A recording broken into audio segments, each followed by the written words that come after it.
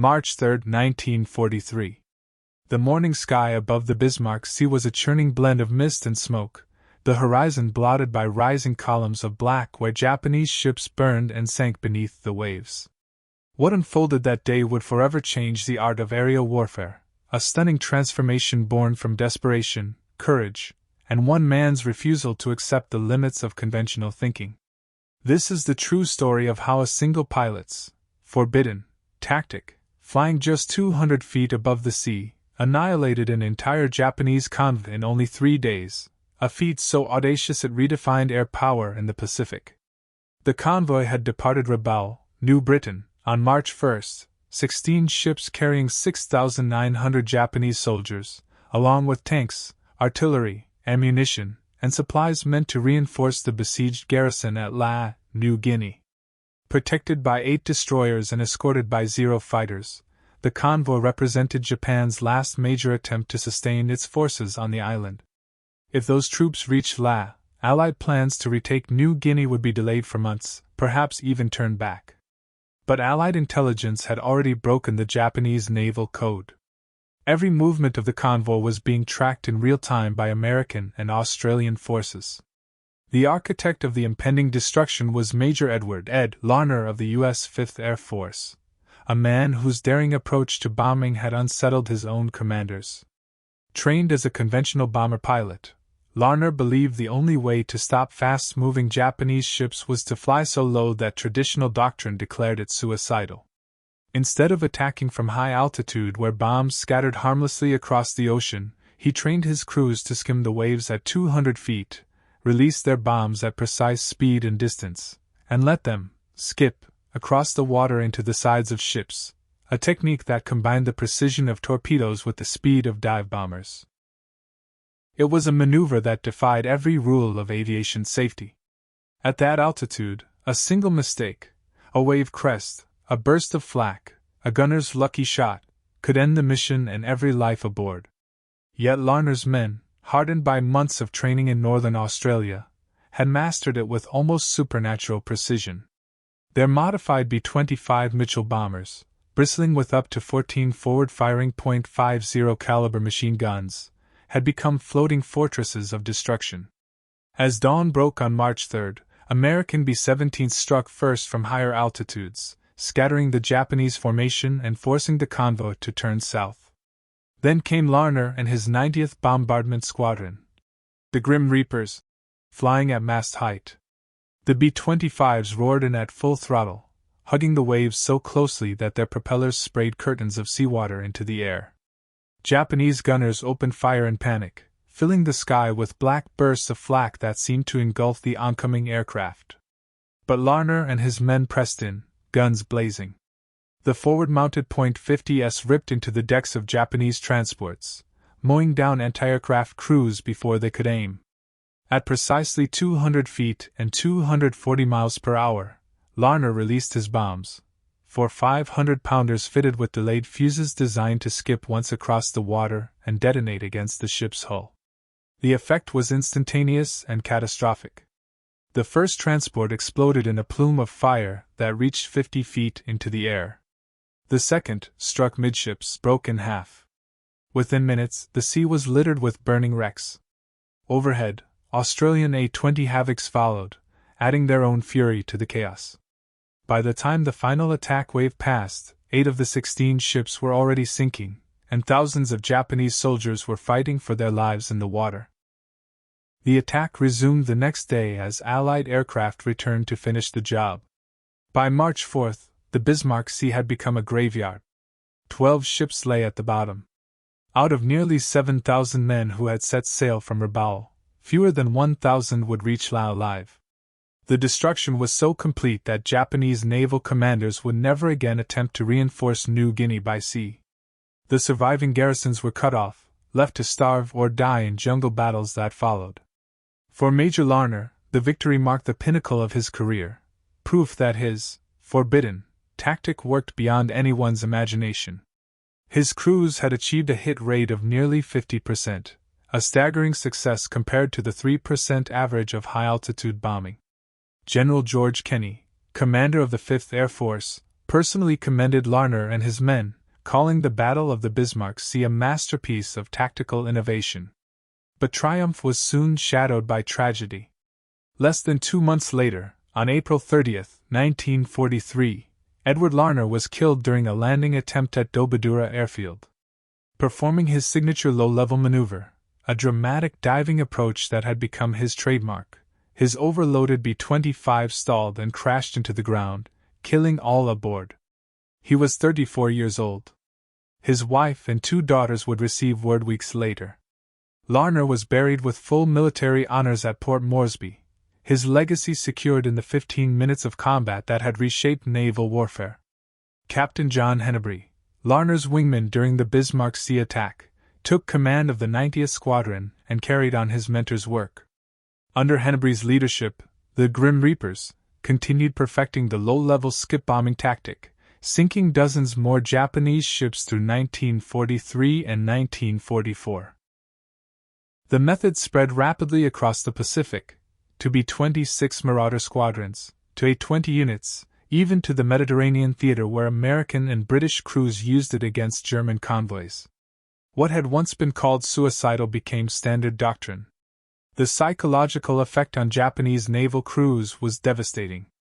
Captains who once trusted their destroyer escorts and air cover realized that no formation could protect them from attackers that appeared out of nowhere, mere feet above the waves. The Japanese convoy system, vital for resupplying their island outposts, collapsed wherever Allied bombers operated. In the following months, Tokyo's war planners were forced to rely on submarines and fast destroyer runs conducted only at night, a desperate measure that slowed the logistics and hastened their defeat. The victory at the Bismarck Sea validated General Kenny's vision that innovation, not sheer numbers, would determine control of the skies. It also proved that flexibility and daring could transform ordinary aircraft into instruments of overwhelming precision. The humble B-25 Mitchell, once intended for medium-altitude bombing, became a symbol of creative adaptation. The forward-firing gunship concept pioneered by Larner's squadron would later influence post-war aircraft like the A-1 Skyraider, the A-26 Invader, and even the modern A-10 Thunderbolt II. For the men who flew that day, the experience was unforgettable, a test of courage and nerve that would define the rest of their lives. They had faced anti-aircraft fire so close they could see the gunners' faces. They had dropped bombs with timing so exact that even a 20-foot altitude error could mean disaster. And they had prevailed. Their success became legend across the Pacific, proof that ingenuity, skill, and courage could turn the tide of war. The Battle of the Bismarck Sea was more than a tactical victory. It was a statement that the Allies had mastered the art of adapting faster than their enemies, that air power could destroy sea power, and that even in the chaos of war, innovation could achieve what brute force could not. Thousands of Japanese soldiers vanished beneath the waves, but their defeat preserved countless Allied lives who would otherwise have faced them in the jungles of New Guinea. The names of those pilots are fading now, their stories buried beneath decades of history. But their legacy endures, in every aircraft that flies low and strikes with precision, in every commander who dares to defy convention when the old ways no longer work. On that March morning in 1943, when Edward Larner's bombs skipped across the sea and struck home, the world witnessed the birth of a new era in warfare, an era defined by courage, creativity, and the unbreakable will to win. That day, in just 15 minutes of impossible flying, 12 ships were destroyed, a convoy annihilated, and the balance of the Pacific War forever shifted.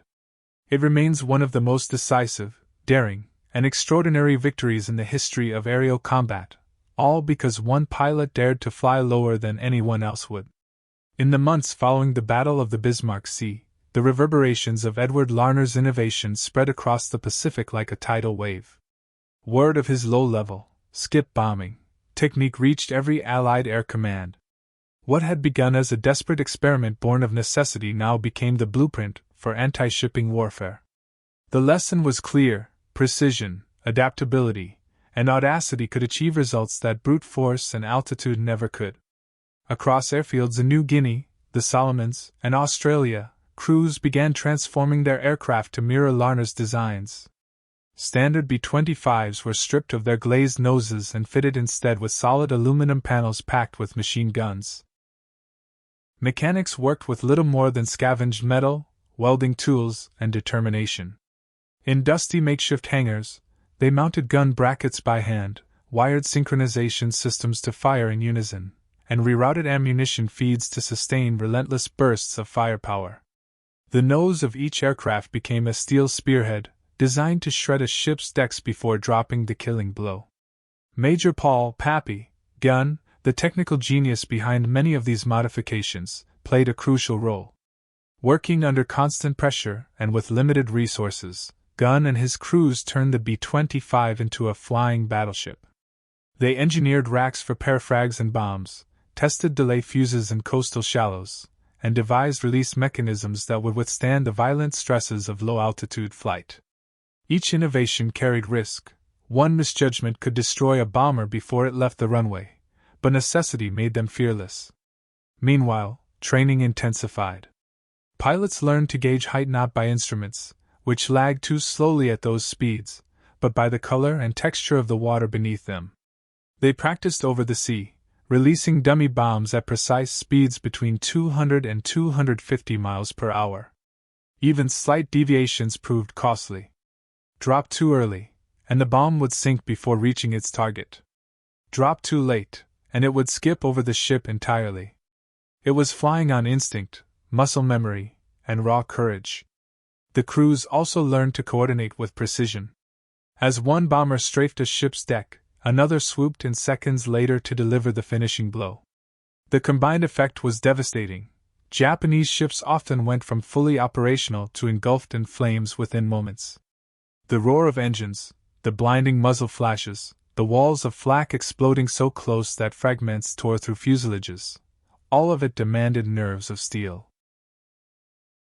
Pilots later recalled that they had to fight the instinct to pull up as tracer rounds zipped past their canopies and ocean spray lashed their windshields. The results, however, were undeniable. Throughout 1943 and 1944, the 5th Air Force and Royal Australian Air Force used Larner's methods to dismantle Japanese supply lines piece by piece. Convoys that once steamed confidently across the Bismarck, Solomon, and Coral Seas now traveled only by night, and even then, they were not safe. Allied reconnaissance aircraft, guided by decrypted Japanese communications, stalked them relentlessly. Once located, they were doomed. The Battle of the Bismarck Sea became a model for coordinated warfare, an integration of intelligence, technology, and air power that anticipated the modern era of precision strikes. Allied codebreakers had revealed the convoy's route. Reconnaissance aircraft had tracked its movements. Communications officers had synchronized multiple squadrons for the assault. It was no longer just about bravery in the sky. It was about information dominance. The Allies had learned that knowing the enemy's plan was half the victory. In Tokyo, the defeat sent shockwaves through the Imperial General Headquarters. Japanese naval strategists, already reeling from Guadalcanal, now faced an even more dire reality. Their troops across New Guinea and the Solomons could no longer be supplied by sea. What began as a single battle evolved into a strategic disaster. The isolation of their island garrisons meant starvation, disease, and slow defeat. By the end of 1943, Japan's dream of maintaining a defensive perimeter in the South Pacific had collapsed. For General George Kenney, the victory at the Bismarck Sea was validation. He had been criticized for backing Larner's unconventional methods, for allowing bombers to fly so low that a single wave could spell disaster. But Kenney understood something his peers did not, that innovation on the edge of danger was the only path to dominance. His 5th Air Force became the spearhead of MacArthur's island-hopping campaign, clearing the skies and seas ahead of every amphibious landing. The legacy of that March morning grew larger with each passing month. Aircraft engineers studying Larner's techniques began to incorporate forward-firing weapon systems into future designs. The lessons of precision, firepower, and low-level attack directly influenced post-war aircraft development.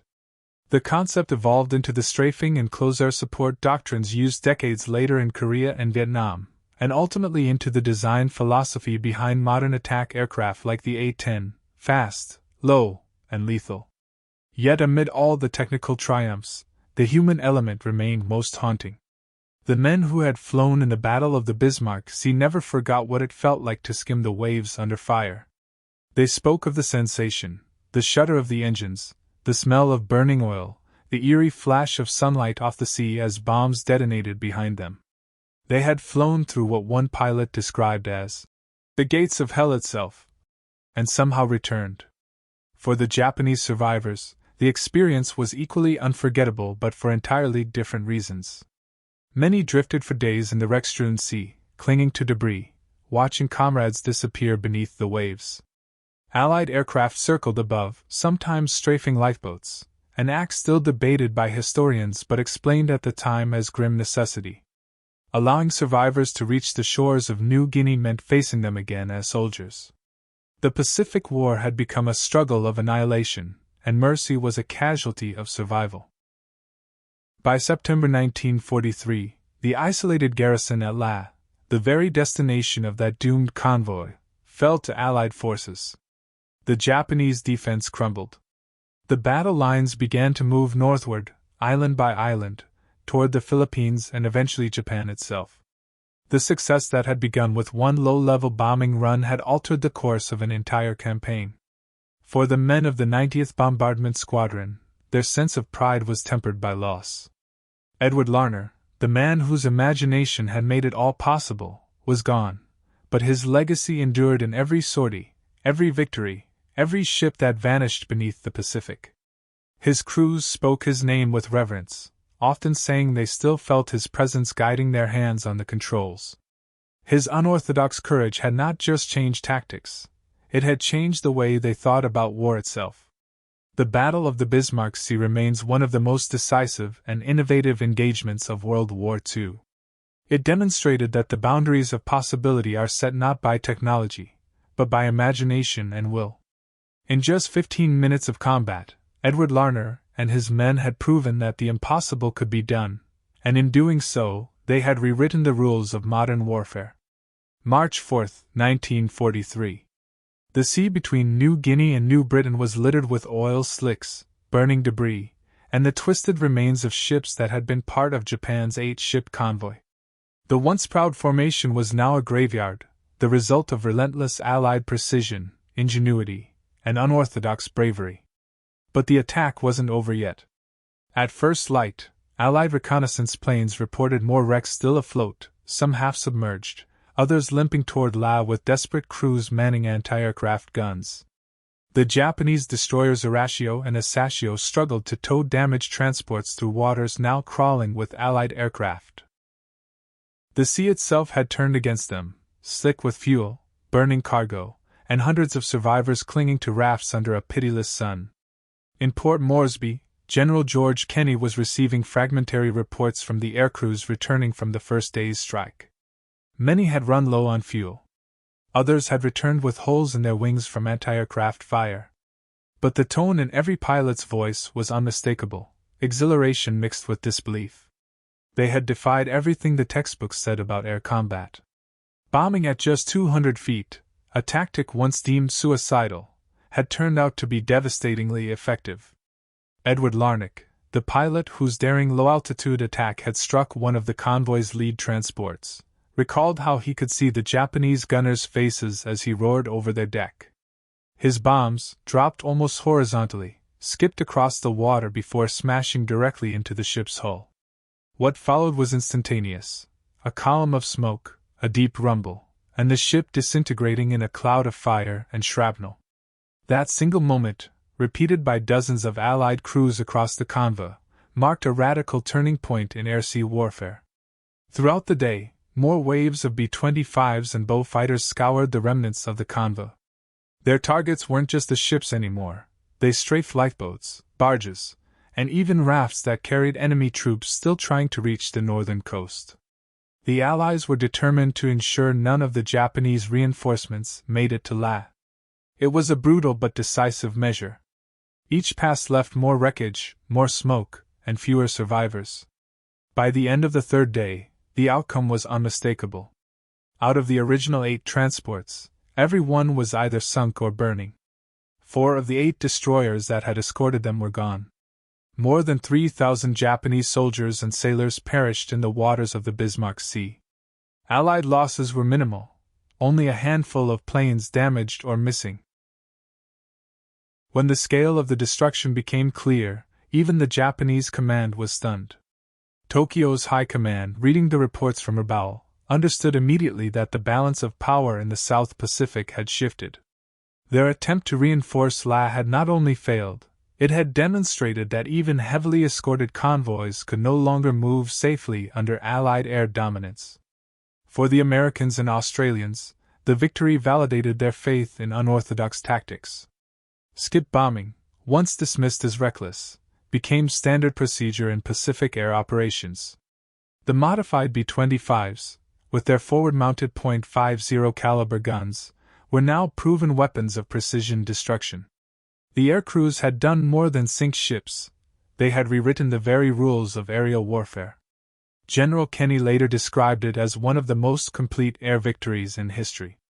But for the men who flew it, the memory was far more personal. They recalled the smell of burning oil, the flashes of tracer fire streaking past their cockpits, the sight of ships exploding beneath them as they pulled away at treetop height. It was chaos, courage, and innovation fused into 15 minutes of fury that would echo for decades. When Edward Larner's plane landed back at Port Moresby, the ground crews rushed forward, cheering. His aircraft was riddled with bullet holes, its paint scorched by explosions. But it had returned. He climbed out of the cockpit exhausted, his uniform soaked with sweat, and simply said, "It worked." In that simple statement lay the essence of the battle. A triumph of adaptation over doctrine, of field-tested courage over theory.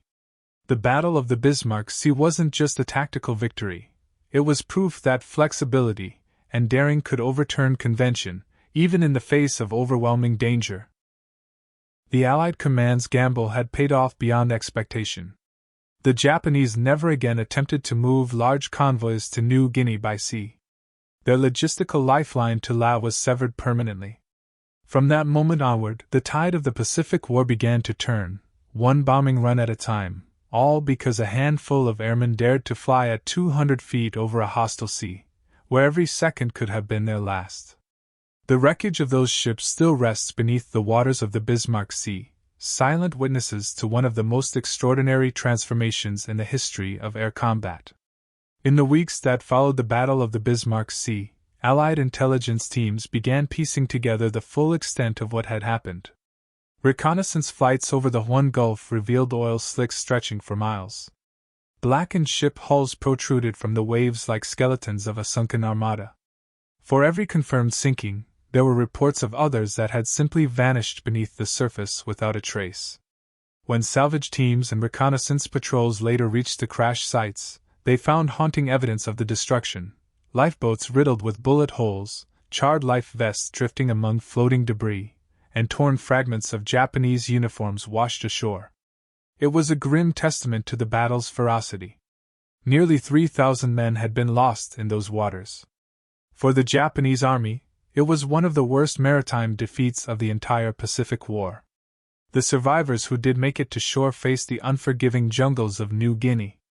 Starving, injured, and disoriented, they struggled toward Japanese-held La. Few ever made it.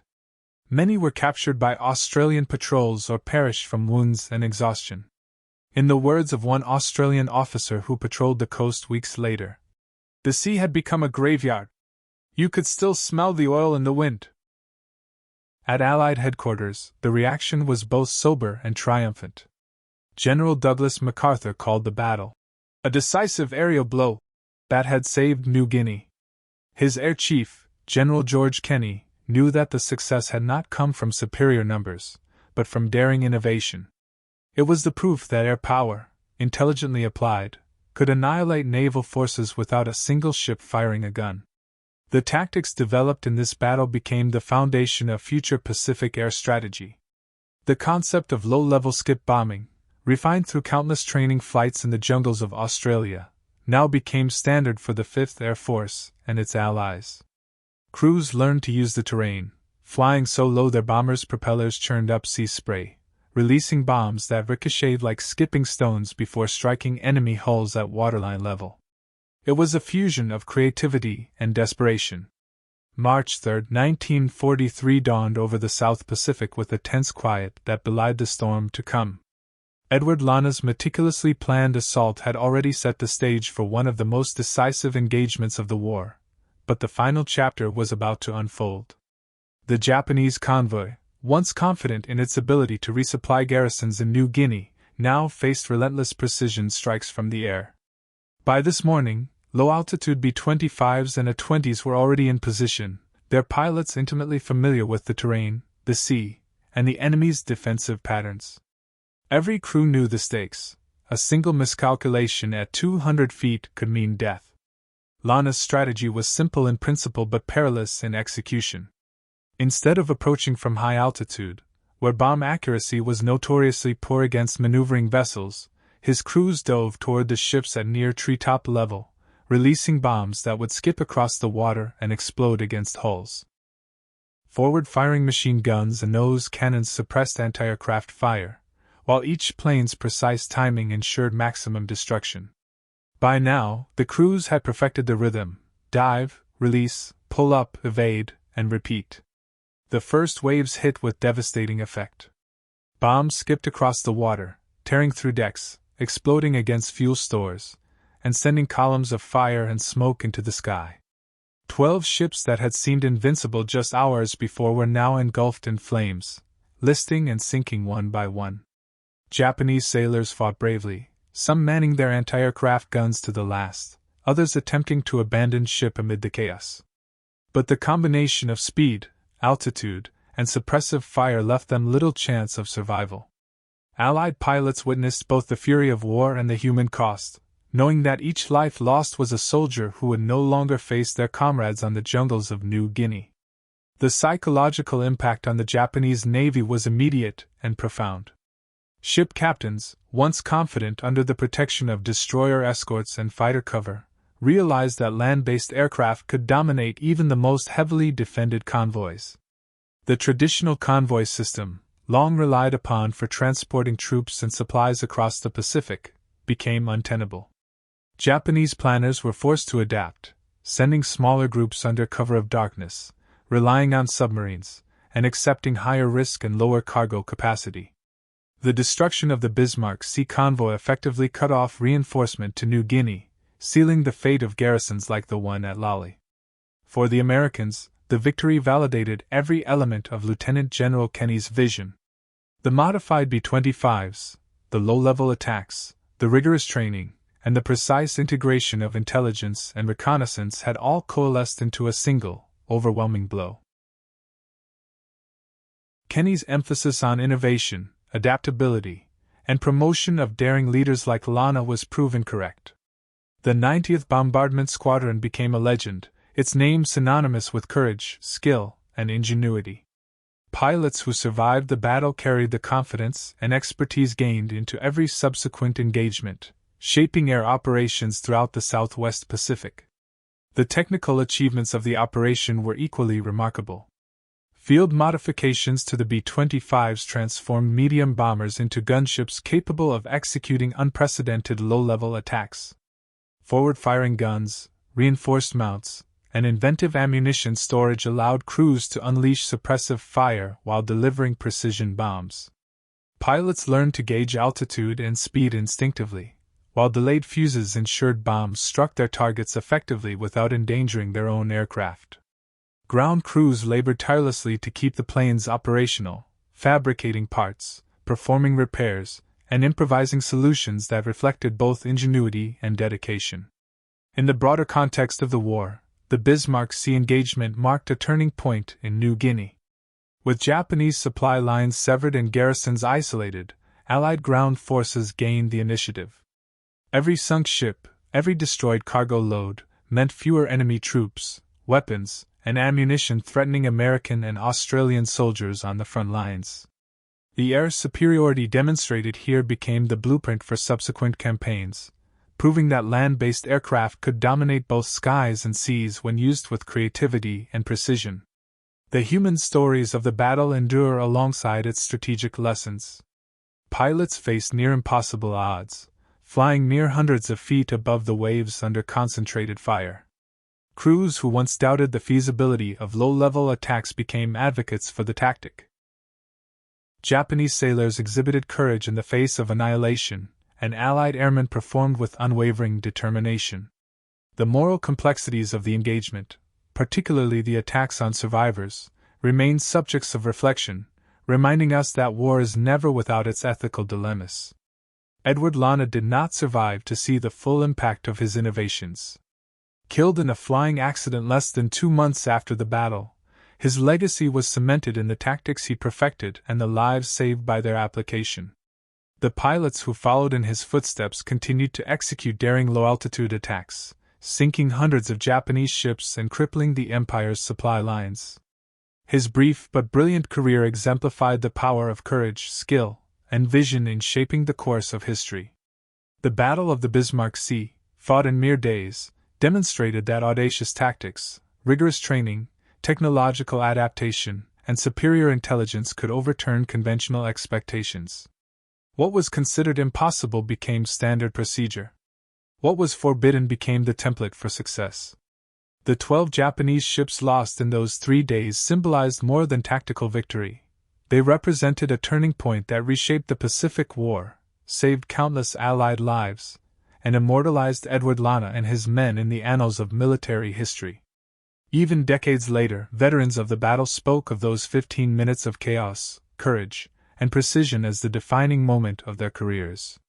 Flying through walls of fire, delivering bombs with split-second accuracy, and emerging victorious, they bore witness to the transformative power of innovation and determination. The principles validated at the Bismarck Sea, adaptation, coordination, courage, and ingenuity, remain timeless lessons for all who face overwhelming challenges in war or peace. The story of Edward Larner and the forbidden 200-foot bombing run stands as a testament to what daring leadership, relentless training, and inventive tactics can achieve. In 3 days of combat, 12 ships sank, thousands of soldiers perished, and the path to Allied victory in New Guinea was irrevocably altered. What seemed impossible became a milestone in military history, and the lessons learned over the Bismarck Sea continue to inform the strategies, training, and courage of those who defend freedom today.